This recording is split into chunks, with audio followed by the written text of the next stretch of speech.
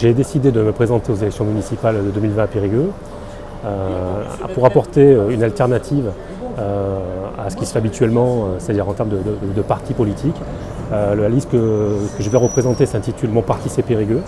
C'est une liste sans étiquette, apolitique, totalement libérée de toute influence partisane. En ce qui concerne le programme, il sera élaboré à partir du constat que j'ai pu faire des 5 années passées en tant qu'adjoint aux finances à la mairie de Périgueux.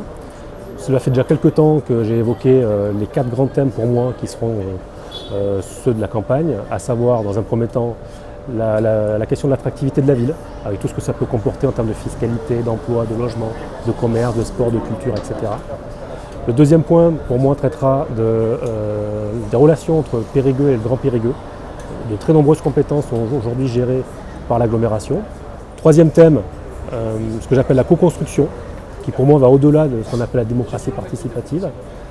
Co-construction pour moi c'est travailler et œuvrer avec les Périgourdins, les habitants, mais aussi les acteurs de la vie économique, culturelle, sportive.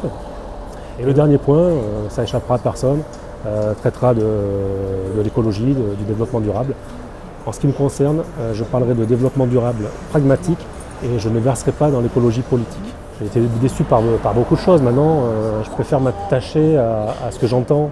Les Périgourdins sont déçus du mode de gouvernance. Beaucoup de Périgourdins ne reconnaissent plus leur ville. Ils se posent beaucoup de questions sur ce qui va se passer sur le prochain mandat. Je pense que le prochain maire de Périgueux va devoir avoir les épaules solides pour rattraper pas mal de choses. Effectivement, on était censé faire une liste commune. Après, il n'en a pas été, ce n'a pas été possible apparemment. Moi, ce que je veux retenir surtout, et ça va être mon objectif, c'est que je pense qu'il faut aujourd'hui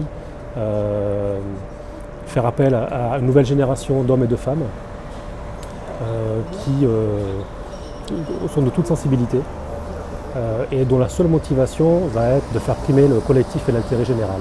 Donc vraiment, je crois qu'il faut, y compris au niveau local, régénérer la représentativité des élus.